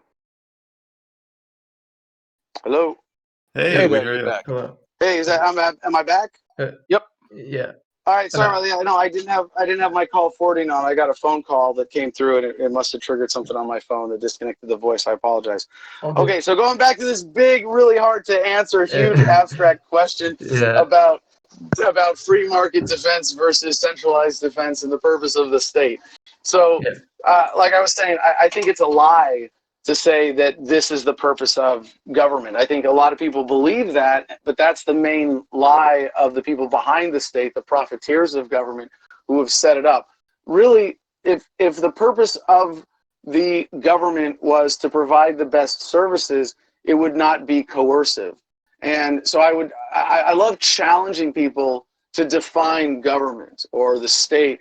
And one of the things I'm known for is my man on the street interviews on my YouTube channel, doing a kind of Socratic dialogue where I ask people hard questions and lead them through a series of logical conclusions to come to the conclusion of libertarianism or some libertarian principle. And I often ask people, what is government? And one of my favorite man on the street interviews was I was at Harvard. I was there for the Massachusetts Libertarian Party State Convention, and I was doing man on the street interviews just in the days before, walking around, and we went over to Harvard University, and I caught a student on camera who she said that she had gotten into Harvard because she took AP Government and got an A in it, and I got to ask her on camera, so what's your definition of government? And she was just gobsmacked, just I don't know what, and then she had to ask me, well, what's your definition of government? And it's a territorial monopoly on coercion. If the government says, we own this territory or we have authority in this territory, it means that in this area we're the only ones who can point guns at people who are acting peacefully in order to manipulate their behavior. I can't put a gun to your head and demand a portion of your income, but if an IRS agent does it, they get a nice paycheck for it. And that's sort of commonly accepted. But if the purpose of government was to provide the best services, they wouldn't need to use that coercion. The fact that government is a coercive entity reveals that its purpose is not legitimate. If the purpose is, as you say, to provide defense, to provide certain services, then it wouldn't need to force them on anybody. And if it was a non-coercive institution, it would be a company or a service provider. It would no longer be the government. So that's I don't know if I missed something else in the question, because I know there was a lot of big stuff in there, but if the person asking it wants to follow up, please go ahead. No, I'm currently in ANCAP as well, and like a lot of times people are saying, oh well, there's going to be sort of this monopoly that's going to come in and take over, in what you're just going to have people have this force because you're not going to be able to do anything about it. So do you think that, like, what do you think would be put into place that would prevent that sort of thing, just people sort of ignoring it? Or do you think it'd be things like your Second Amendment, or like maybe having private companies or insurance companies protecting you from that? Yes, yes. So all of those things, and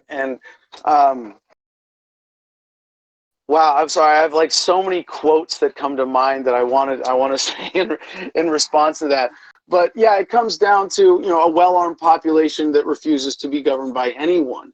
And this question is sometimes raised by people who are sort of playing devil's advocate for themselves on their way to accepting ethics and universal nonviolence as fundamental truths of human existence. So when they're saying, well, wouldn't if we had a stateless society, what would stop a state from forming and taking over? Wouldn't there be a power vacuum?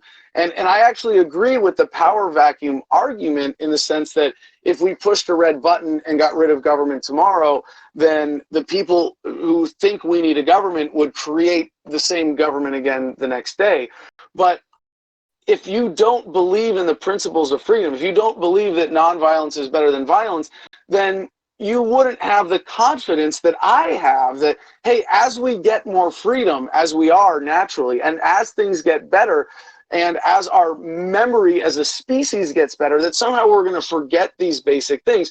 And just as an aside, and I'll bring this back to the question, but this is a very important background point that is critical for understanding my worldview, is that, first of all, the measure of evil of government is not its size, but how much it violently takes us away from the state of harmony that would exist without it.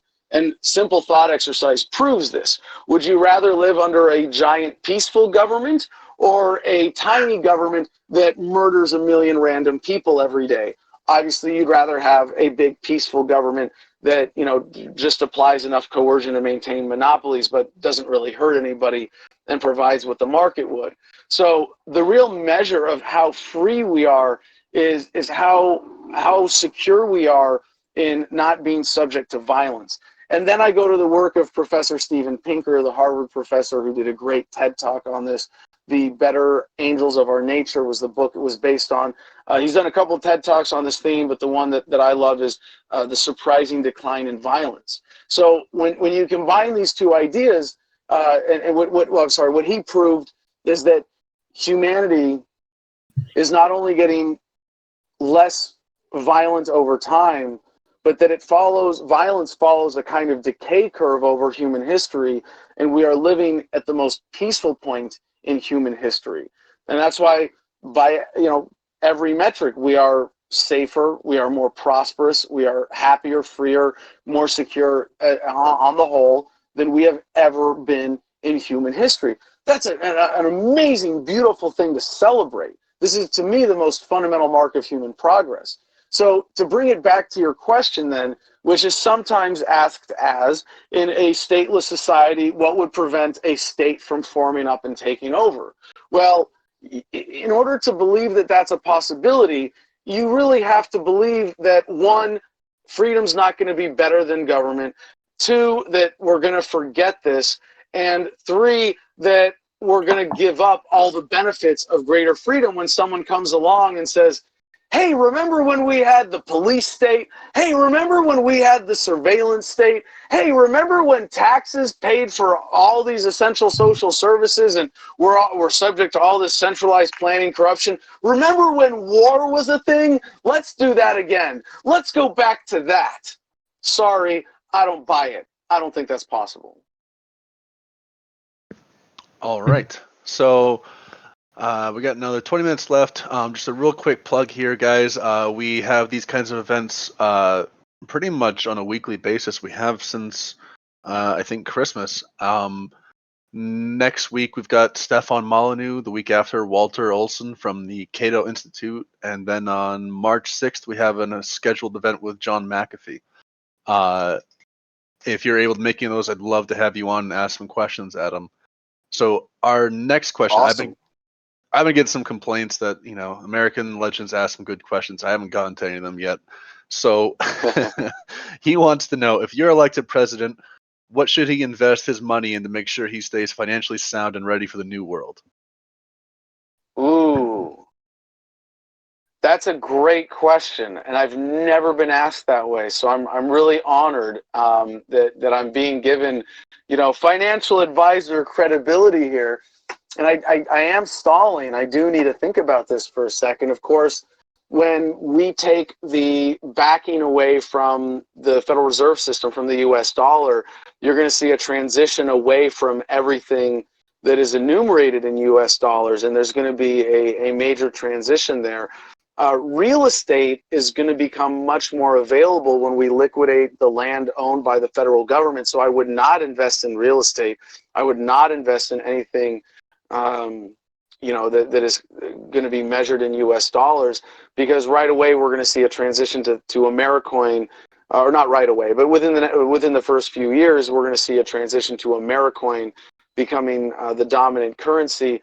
And I don't know if investing in that is a long-term strategy, because it's going to be engineered to have value backed by the liquidating assets of the federal government only as long as they're being auctioned.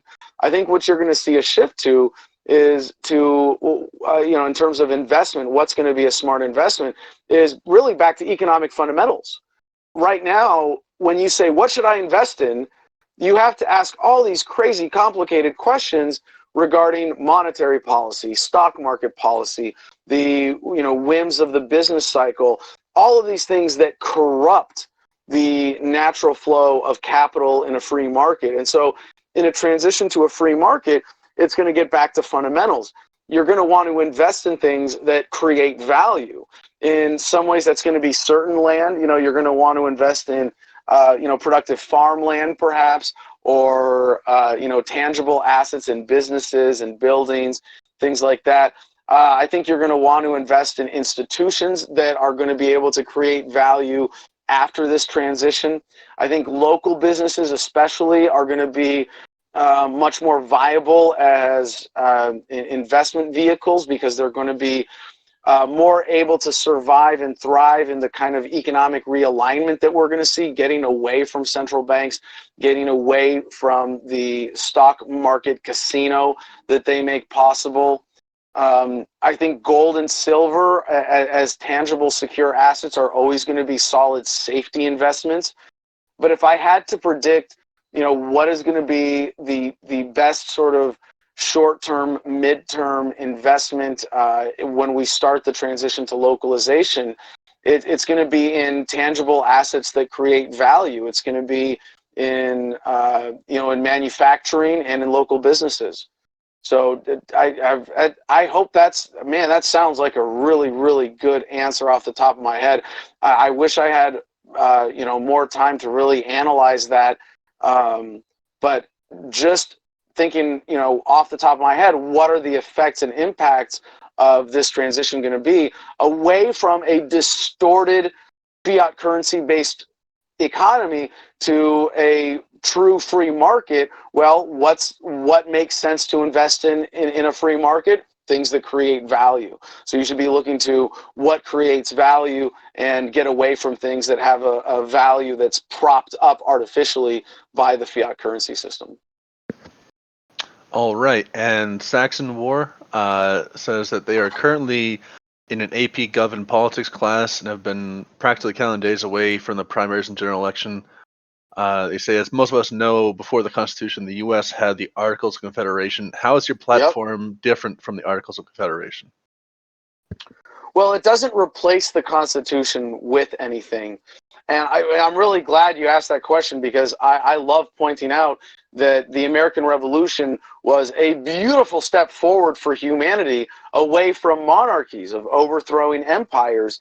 And what we had after that with the Articles of Confederation allowed for a lot more freedom in general, and that the U.S. Constitution represented a coup, a counter-revolution that created a new central authority to serve the elites, where, you know, white landowning males were the only ones allowed to vote at first, where it preserved slavery, it created an authorization for taxation and a military and a central bank, and all these other destructive things that the founders, as opposed to the framers, would have been against. So if you say, you know, how is what I'm proposing different from the Articles of Confederation?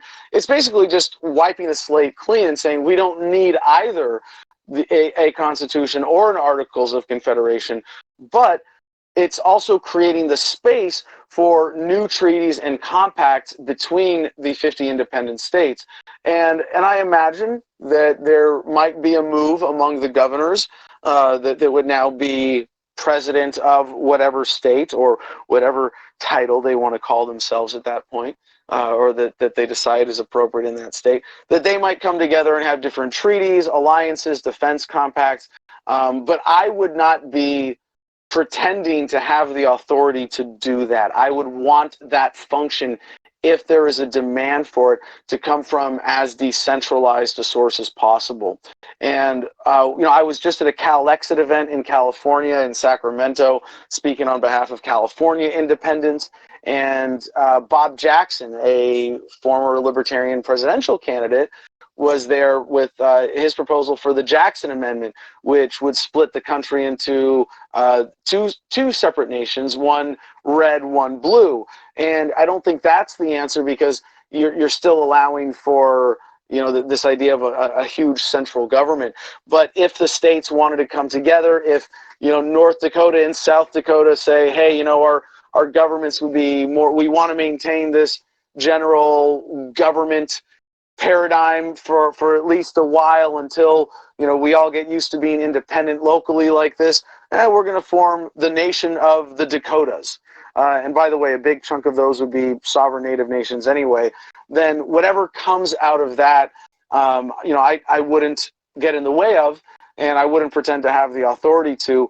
I want any kind of cooperative mechanisms that arise like that to be voluntary. Similarly, I support the fundamental concept, and I have to be very careful in how I phrase this, but I support that the United Nations exists as a forum to avoid military armed conflict. And I think that it should continue as such, as long as people have governments that raise the threat of war, that the citizens should demand, hey, before you go to war, you guys should have a place to talk about it and work those things out. So I think that a lot of those functions can come through the United Nations, but this is where I say, hey, hands off. I'm not a central planner.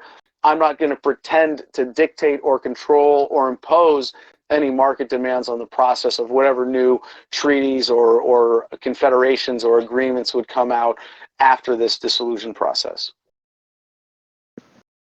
All right, and user Holly Wally wants to know, what can they do to help you or any other libertarian see a debate stage? That is a great question, and I really appreciate that. If I may say first, in order to help win the nomination, you have to be a delegate to the National Convention in order to vote in the primary. And the most important thing you can do to help my campaign is get involved with your Libertarian Party in your state and local level and be ready to be a delegate. We've got California coming up this weekend. And since we're live, I want to tell everybody this is kind of the last chance to get seated as a delegate in California. You don't have to be at the convention this weekend in person, but you do have to jump through a couple hoops, fill out some forms. And if you want to be a delegate to the National Convention, please email me today, adam@thefreedomline.com. One of the reasons I'm running is that I want the Libertarian Party not just to take on this new strategic direction, but to have a candidate who has some national name ID that can be leveraged, has the experience in political activism and getting people's attention, but specifically in the kind of organizing and civil disobedience that's going to be necessary to get in the debates, because I don't see us getting to the point where we're polling so high that the Presidential Debate Commission isn't going to be able to deny us a spot at the debates. They did this to Gary Johnson. They did this to Bob Barr before. And I got to hand it to Ralph Nader in 2008 when he was running as an independent and wasn't allowed in the debates. What he did is he went and tried to walk into the debates anyway and got arrested for trespassing, walking up to the police barricade. What I'd like to see happen, and what I'm planning on doing for 2020, regardless of who the nominee is if you saw the Ron Paul is the choice of the troops march on the White House. We did this in 2012 when I was organizing Veterans for Ron Paul. We had a massive formation of about 500 veterans, and we went through and verified proof of service with every single one. We marched on the White House chanting "End the Fed" and President Paul. And just as a show of support, we got a ton of people out who were veterans and, of course, civilians in support roles as well for this, and had a major, beautiful event come out of this. So if, and this is the most likely thing that's going to happen, if the Presidential Debate Commission announces their first debate and they don't invite the Libertarian, then I'm going to be organizing veterans for whomever the nominee is to say we are going to march on the debate. And if you think that we as veterans, we fought for your freedom, well, then you better listen to us for a minute and let the Libertarian debate. If we have to march on the debate venue and actually block the entrances and say, hey, if you're not going to let a Libertarian debate, we're not going to let the Democrats and Republicans debate either. I guarantee you that even if they keep us out of the debates, they will not be able to keep us out of the national debate. This is going to be an undeniable story if we go and we march with thousands of veterans. And I have no doubt that this time when we're drawing a specific line in the sand. It's not just, hey, we want to show our support for president or for candidate Ron Paul, but we want to actually get something done here. We want to change the rules for the Presidential Commission on Debates. We want to demand that the Libertarian be allowed to debate alongside the Republicans and Democrats. And we are going to insist that if they do not allow the Libertarian to debate, we're going to shut down the debates. And I've done similar civil disobedience before. I've organized similar events. I know that we have the critical mass of veterans within the Libertarian Party. In fact, we have a lot more than our share proportionately. I love asking at Libertarian events, are there any veterans here?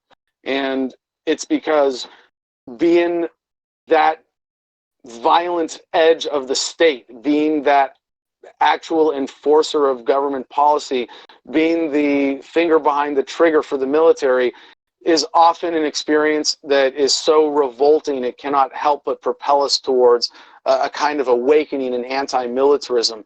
And I hate playing the veterans card. I mean, I'm sure you've heard the joke, how many veterans does it take to screw in a light bulb? You know this one, Tim? I actually don't. What's the answer? You wouldn't know. You weren't there, man. It's a nonsense appeal to authority. But in a sense, we have to meet the American people with the language that they speak. And for those who need to hear it from the veterans, hey, you think we fought for your freedom? Then listen to this guy. No, you can't shut the Libertarian out of the debate anymore. So for people who want to help get in the debates, of course, we want to do everything once we win the nomination to get this message out, to unify the American public against the duopoly. This strategy of localization is capable of that like no other libertarian approach. If we play their game and we play politics and we say it's about this issue and that issue, then we're going to lose. We're not going to be able to break through. We're not providing the American people with a real alternative. So showing them that we have that alternative, and then really focusing on shutting down the debates and doing whatever it takes to say, look, if you're going to shut out the Libertarian, we're just going to shut you down. I think that's a very reasonable thing that we can put together for 2020. All right. And user Weaver wants to know, what's your opinion on libertarian socialism? I think libertarian socialism is a great gateway for socialists towards libertarianism to say, hey, if you want socialism, do you want to get it ethically? You know, can you create what you want in a society without pointing guns at anybody, without using coercion, without forcing your ideas on people? And I think that generally leads people to, libertarianism without adjectives. And I think saying I'm a left libertarian or a right libertarian or socialist libertarian or communist libertarian or homesteading libertarian or seasteading libertarian or whatever it is, I know we all want to have our own specific label. We all want to, define our ideology as unique as possibly to ourselves. But I don't think it's helpful. I think really what unites us is belief in self-ownership and the non-aggression principle. In a sense, we could define ourselves by our aesthetics as opposed to our ethics. But I think that's what statists do. A conservative is someone who wants to live in a conservative society, could be a conservative libertarian. I mean, I'm of the opinion that everybody's a libertarian by virtue of being a human being with a free will. We just haven't all figured it out yet. And the government confuses us deliberately about aesthetics and ethics and says, well, how do you want society to look? Well, let's fight over how we're going to force that on everybody else. And if we get past the aesthetics and we unify and say, look, we're all just libertarians. We're all ethical people. We all want voluntary systems. We all have our preferences, but we don't want to force them on anybody. So if some people are kind of caught up in what I would say is a misguided conflation of their aesthetics with their ethics, and they feel the need to call themselves a certain kind of libertarian, yeah, that's cool. You know, if you find meaning in that, if you want to include your preferences in how you describe your ethical political orientation, yeah, I'm not going to argue with that. And if what you're talking about is creating a system of voluntary socialism, like I said earlier about, ethnostatism or, a nudist socialist commune in the woods, I want people to have the right to form any kind of voluntary community that they want to be a part of, as long as they form it voluntarily. All right. And as I mentioned earlier, you mentioned Larry Sharp, and I mentioned that we had him on here.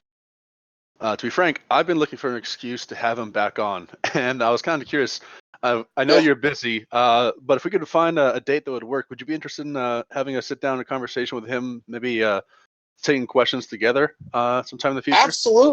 Absolutely. And I think as a fellow Marine Corps veteran, he has a lot of great perspectives on militarism as well. And I know, normally AMAs are supposed to be, really fun and a little more jovial than we've been, because we started off on such a serious foot here talking about militarism and getting deep onto, all the evils of what it meant for me to be a party to a war crime. But I think having Larry involved in that conversation would might keep it a little more fun and engaging. And he's got some great perspectives too from his experience in New York running for governor, and how this, how you bring this message to the general public. So yeah, I would, and it would be the second time, by the way. I got to do Vin Armani's show, I think it was a year and a half ago, with him and Arvin Vorha. And at the time, we were both kind of defending Arvin as someone who's not a veteran, saying that soldiers are murderers. And, while I would never use that kind of accusatory language or that kind of collectivist language to say, all soldiers are that, it was Larry and I kind of giving him cover as veterans to say, like, yeah, we get it. The military's a fundamentally un-American, unethical institution. So yeah, it'd be really fun to take questions with Larry too. Awesome. I'll try to schedule that. So we've got, I think, enough time for one, maybe two more questions here before we'll release you back in the custody of future Mrs. Kokesh. So the next one we got is from Crazy Nomad. You here? Yes, sir. I'm back again. Adam, I kind of have a serious question about parenting. I don't know if you have kids or if you've gotten to that point, but I'm actually a new father. And I was wondering, how do you feel about peaceful parenting, the non-aggression principle applied to children? Oh, I am a huge fan. I am not a father, but I am doing my best at this point to get there, and I am looking forward to having kids more than anything else in this life.